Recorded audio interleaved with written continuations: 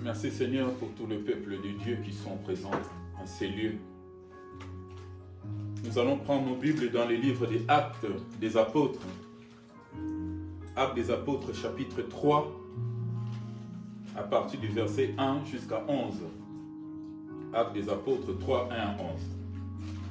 Je vais lire, je vais faire la lecture au nom de Jésus. Pierre et Jean montaient ensemble au temple, à l'heure de la prière. C'était la 9e heure. Il y avait un homme boiteux de naissance qu'on portait et qu'on plaçait tous les jours à la porte du temple appelé la Belle, pour qu'il demandât l'aumône à ceux qui entraient dans les temples.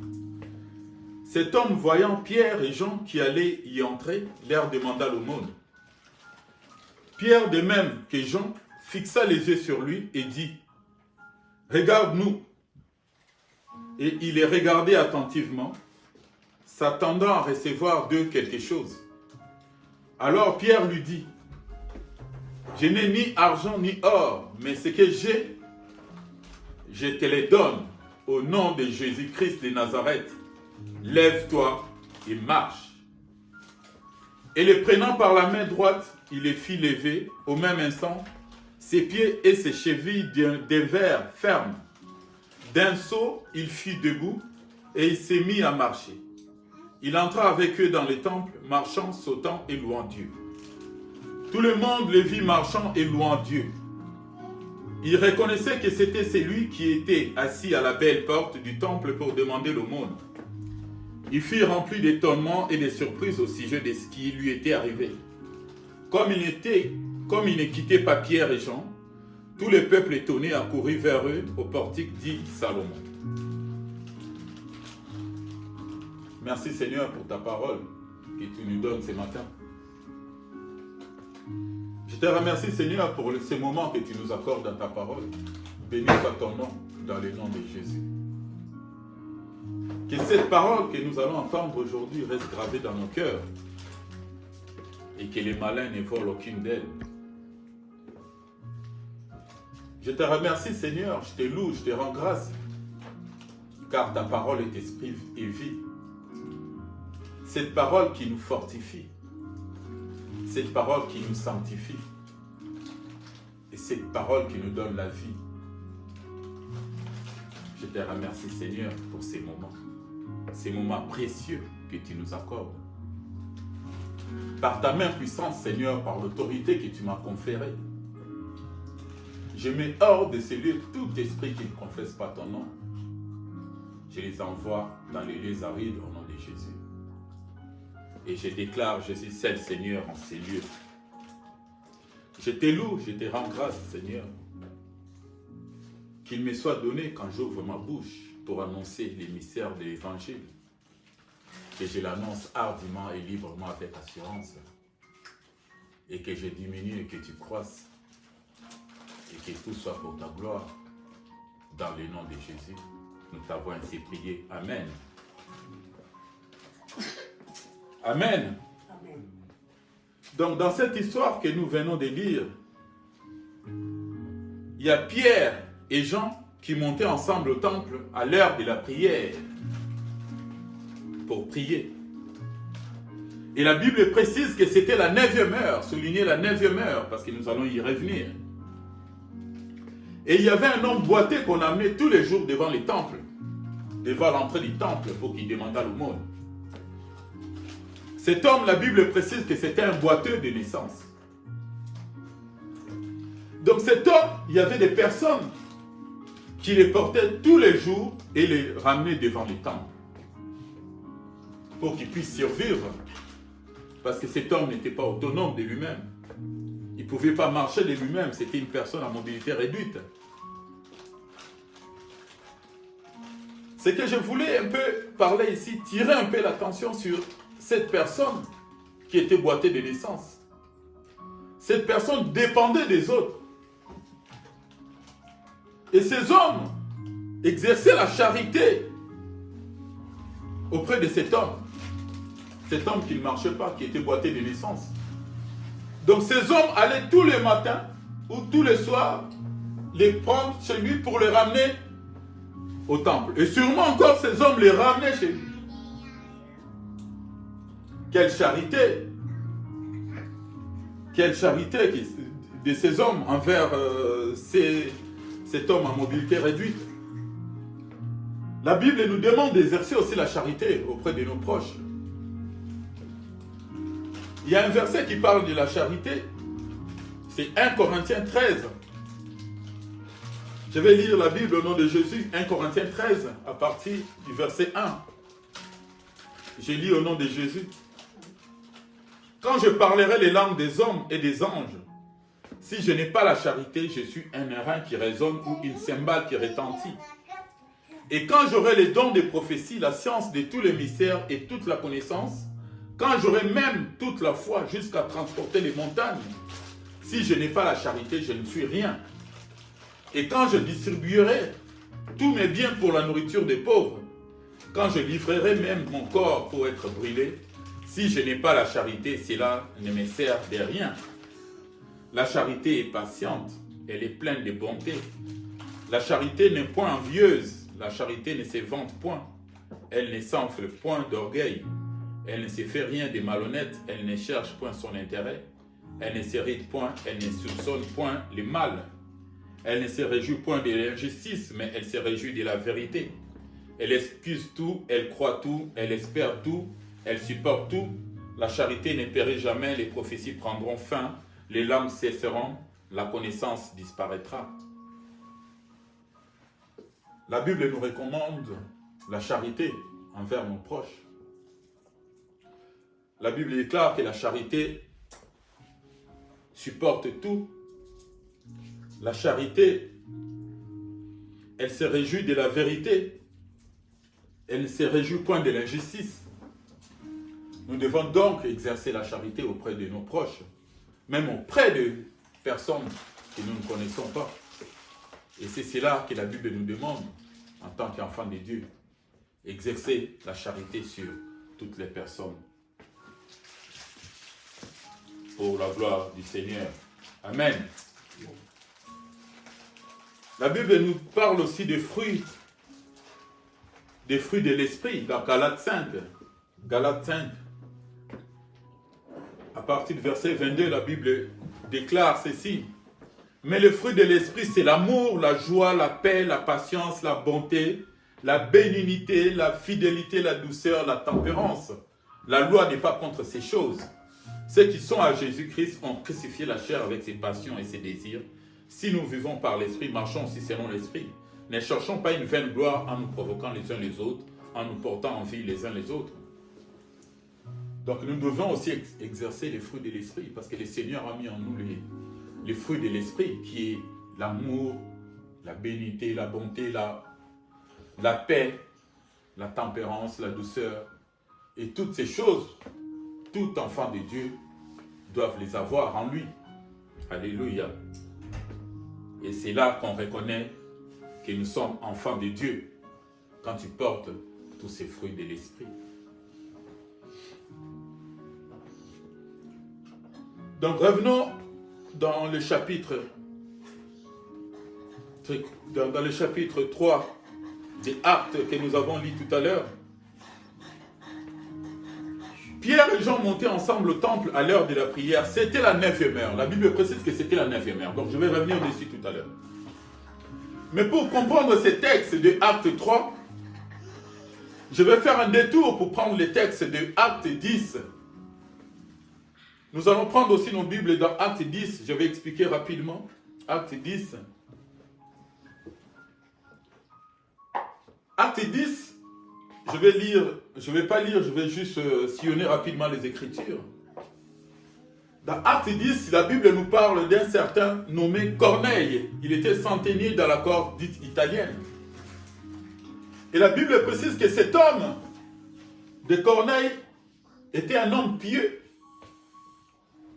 C'est un homme qui priait Dieu et il faisait beaucoup de monde au peuple et priait Dieu continuellement. La Bible précise qu'il priait Dieu continuellement. Cet homme, un jour, eut la visite d'un ange.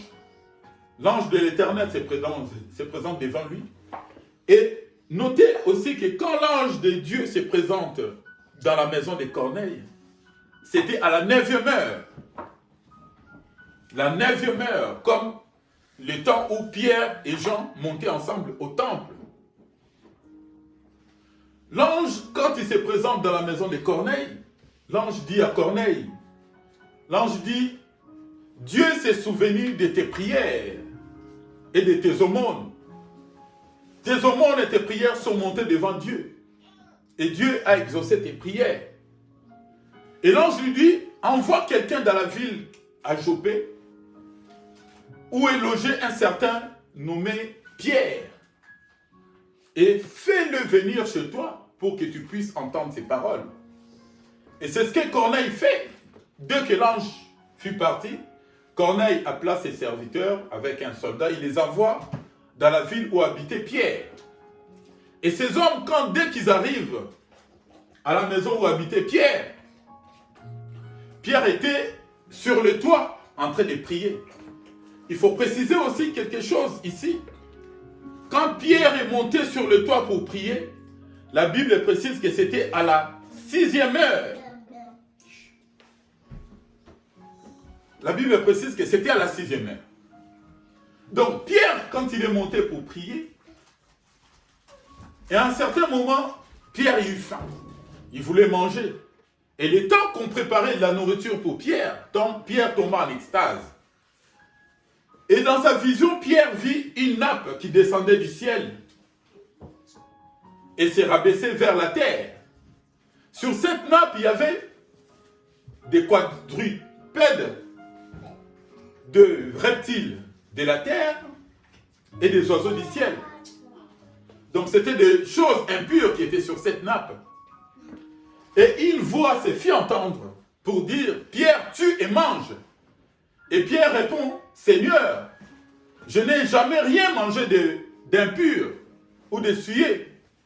Et la voix se fit entendre 3 fois. Et Pierre répondait la même chose, Seigneur, je n'ai jamais rien mangé d'impur. Et après la 3e fois, cette nappe s'est retirée au ciel. Et les hommes, en même temps que Pierre était en train de réfléchir sur les songes qu'il avait reçus, les hommes que Corneille avait appelés, les hommes que Corneille avait envoyés se présentèrent à la maison de Simon et demandent à voir Pierre. En même temps, Pierre, averti par l'Esprit, descend pour voir ces hommes. Et Pierre s'en va avec ces hommes pour aller chez Corneille. Je précise aussi que les Israélites n'étaient pas en contact avec les païens. Parce que Corneille, c'était un païen. C'était un centenier de la cohorte des Italiens. Pierre se présente chez lui et Pierre demande qu'est-ce que lui vaut cette visite. Et Corneille dit à Pierre, explique à Pierre la visite de l'ange, explique en détail tout ce qu'il avait vu et tout ce que l'ange lui avait recommandé. Et Pierre s'est mis à parler. Il commençait à leur annoncer la bonne nouvelle. Pierre commençait à annoncer les prodiges de Dieu. Les prodiges que Dieu a manifestés au travers de Jésus-Christ. Jésus-Christ qui allait de ville en ville, de lieu en lieu, pour enseigner la parole. Et avec tous les miracles, tous les prodiges que Dieu avait fait au travers de Jésus-Christ. Et au même moment, quand Pierre parlait, l'Esprit Saint est descendu aussi sur les païens. Ce qui était chose étonnante pour les Israélites qui croyaient que l'Esprit Saint n'était réservé qu'à eux. Mais à leur étonnement, ils ont vu que le Saint-Esprit est descendu aussi sur les païens.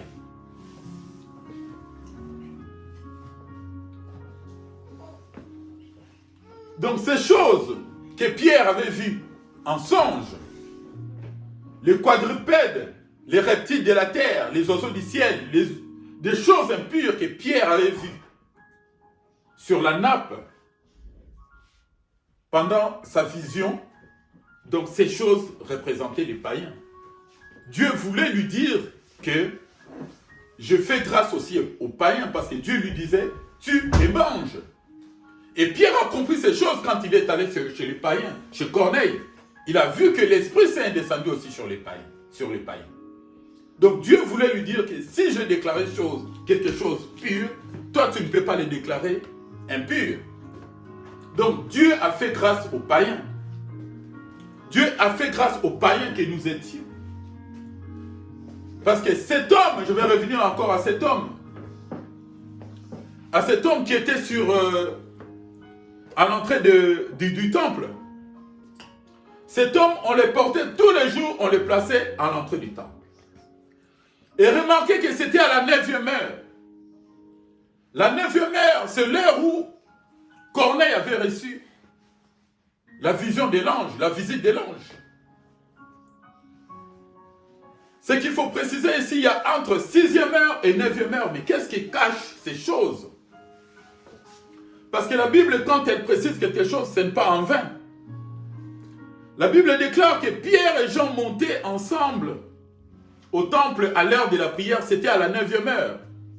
Et la 9e heure, c'est l'heure où Corneille a reçu la visite de l'ange. Et quand Pierre et Jean arrivent devant l'homme croyait que Pierre et Jean allaient lui donner le monde, l'argent. Mais Pierre lui dit, je n'ai ni or ni argent, mais ce que j'ai, je te les donne. Lève-toi et marche. Et cet homme s'est levé en même temps.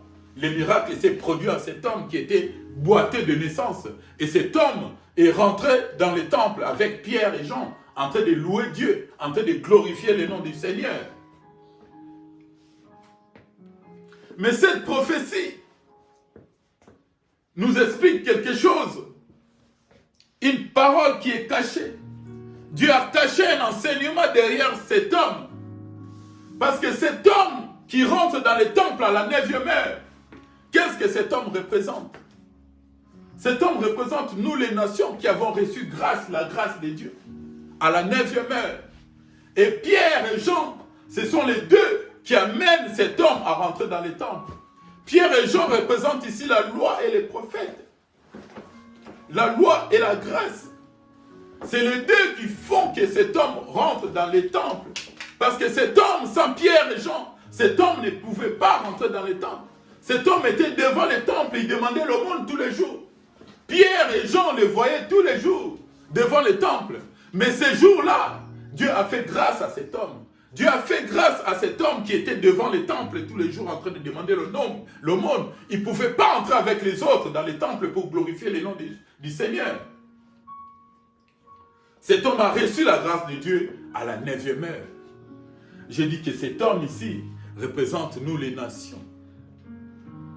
Nous qui étions païens. Nous, les Israélites appelés païens. Pierre a reçu la vision. Cette vision lui montrait des oiseaux, des choses impures.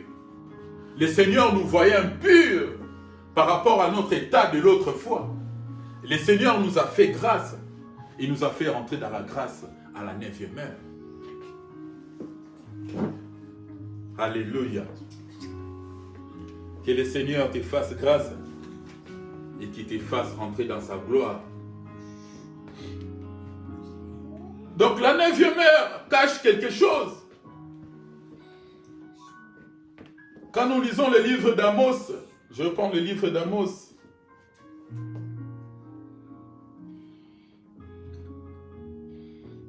Amos 8. Amos 8 dit ceci. En ce jour-là, dit le Seigneur l'Éternel, je ferai coucher le soleil à midi et j'obscurcirai la terre en plein jour. Je changerai vos fêtes en deuil et tous vos chants à lamentation. Je couvrirai des sacs tous les rangs et je rendrai chauves toutes les fêtes, toutes les têtes. Je mettrai les pays dans le deuil comme pour un fils unique et sa fin sera comme un jour d'amertume. La 9e heure en grec, ça s'est dit Enatos. La 9e heure correspond à 15 heures, à 3 heures de l'après-midi. Et la 6e heure correspond à midi. Remarquez qu'il y a la 6e heure et la 9e heure. L'homme est rentré dans le temple à la 9e heure. C'est l'heure où Corneille avait reçu la visite. Et Pierre, quand il est allé prier, c'était à la 6e heure. Donc entre la 6e heure et la 9e heure, qu'est-ce qui s'est passé entre ces heures? Parce que j'ai dit la 6e heure correspond à midi et la 9e heure correspond à 15 heures.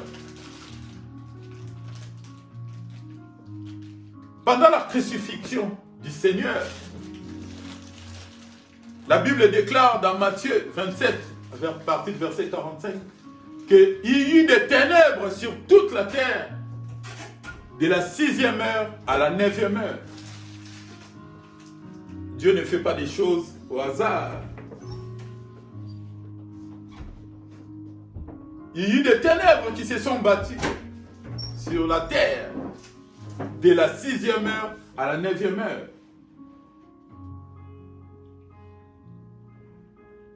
Qu'est-ce qui s'est passé pendant ces temps? Notre Dieu, le Seigneur Jésus, la Bible déclare que Dieu est un Dieu est un soleil dans le psaume 84. Je vais prendre le psaume 84. Psaume 84 à partir du verset 11, la Bible dit ceci. Car l'Éternel Dieu est un soleil et un bouclier. L'Éternel donne la grâce et la gloire. Il ne refuse aucun bien à ceux qui marchent dans l'intégrité. Le Seigneur ne refuse aucun bien à celui qui marche avec intégrité. Marche avec intégrité devant le Seigneur et il ne te refusera rien. Le Seigneur ne te refusera aucun bien parce que tu marches dans l'intégrité devant le Seigneur. La Bible dit que l'Éternel est un soleil. Remarquez qu'Amos dit, en ces jours-là, je coucherai le soleil, je ferai coucher le soleil à midi.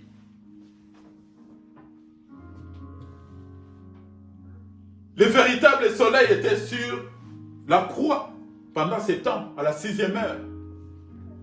Et de la 6e heure à la 9e heure, le soleil était en train de se coucher, le véritable qui était sur la croix. Et naturellement, le soleil ici que nous voyons naturellement était également couché. Parce que le Seigneur voulait montrer par là que le soleil que vous voyez, c'est lui le véritable. Il est Dieu. Le soleil était en train de se coucher. Et pendant la 6e heure jusqu'à la 9e heure, le Seigneur était sur la croix. Et les ténèbres, il y eut des ténèbres sur toute la terre pendant 3 heures. Pendant 3 heures, de la 6e heure à la 9e heure. Donc de midi à 15 heures. Il y avait des ténèbres sur toute la terre parce que Jésus, le véritable soleil, était sur la croix. Et cela a eu des répercussions sur les soleils que nous voyons ici, naturellement. Il est Dieu. Et c'est pendant la 9e heure, à la 9e heure, que le Seigneur a rendu l'âme, que le Seigneur a rendu son esprit. C'était à la 9e heure. Et remarquez que Pierre et Jean, quand ils passent devant les boiteux qui étaient devant les temples, c'était aussi à la 9e heure pour faire entrer les boiteux dans les temples. Les boiteux rentraient dans les temples à la 9e heure. Et je dis que les boiteux représentent nous les nations. Nous qu'on appelait les païens. Parce que nous avons reçu grâce à la 9e heure. Et nous sommes rentrés dans la gloire de Dieu dans les temples. Le Seigneur nous a rapprochés par son amour, par l'œuvre de la croix. Le Seigneur nous a rapprochés et il nous a fait rentrer dans sa gloire à la 9e heure. Alléluia. Pierre dit au boiteux, je n'ai ni or ni argent, mais ce que j'ai, je te le donne au nom de Jésus-Christ de Nazareth. Lève-toi et marche. Lève-toi et marche. Pierre dit, lève-toi et marche. Va vers ta destinée. Marche vers ta destinée. Cours vers ta destinée. Le Seigneur te fait des promesses. Il dit qu'il sera avec toi. Il marchera au-devant de toi. Il ne te délaissera pas. Il ne t'abandonnera pas. Il sera avec toi. Marche vers ta destinée. Lève-toi et marche. Parce que le Seigneur sera avec toi. Alléluia. Donc le Seigneur nous a fait rentrer dans sa grâce à la 9e heure. C'est ce que les textes de Acte 3 voulaient dire.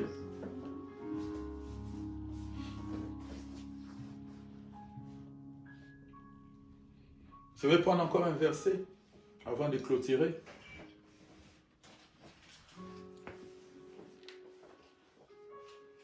Ephésiens 2 à partir du verset 4. Ephésiens 2 à partir du verset 4. Mais Dieu qui est riche en miséricorde à cause du grand amour dont il nous a aimés, nous qui étions morts par nos offenses, nous a rendus à la vie avec Christ. C'est par grâce que vous êtes sauvés. Il nous a ressuscités ensemble et il nous a fait asseoir ensemble dans les lieux célestes en Jésus-Christ, afin de montrer dans les siècles à venir l'infinie richesse de sa grâce par sa bonté envers nous en Jésus-Christ. Donc le Seigneur, par sa grâce, par sa miséricorde, nous qui étions pécheurs avant, nous qu'on appelait les païens, dans la chair, le Seigneur nous a fait aussi grâce. Il nous a fait grâce comme il avait fait grâce avant aux Israélites, parce que ce sont eux qui avaient reçu avant cette parole. Et nous avons reçu cette parole par la grâce de Dieu. C'est par cette grâce de Dieu, par son amour infini, qui nous a fait rentrer aussi dans sa gloire, dans son salut. Alléluia.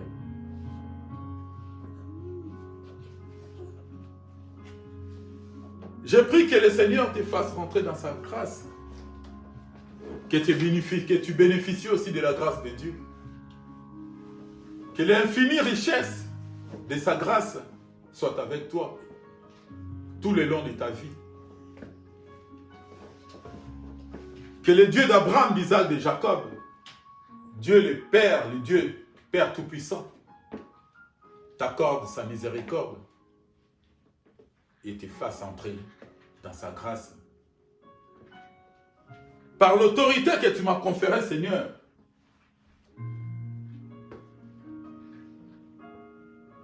je déclare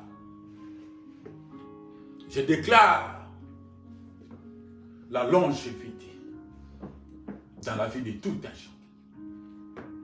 Je déclare la prospérité dans la vie de tout un chacun. Je déclare la paix, la miséricorde et la grâce dans leur vie, Seigneur Dieu Tout-Puissant. Et que ta paix qui surpasse toute intelligence garde nos cœurs et nos pensées en Jésus-Christ, notre Seigneur. Accorde à ton peuple l'intelligence et la sagesse tout le long de leur vie. Donne à ton peuple la sagesse et l'intelligence, Seigneur, à nos enfants, afin qu'ils aillent de l'avant. Qu'ils aillent de l'avant, de gloire en gloire, de victoire en victoire, de réussite en réussite, de succès en succès. Que le Seigneur envoie son ange qui vous garde. Que l'ange de l'Éternel vous entoure devant et derrière et qui vous accorde sa protection. Aucun malheur ne vous arrivera. Aucun fléau ne frappera à vos portes parce que le Seigneur ordonnera à son ange de vous garder. Je brise toute influence du diable dans vos vies.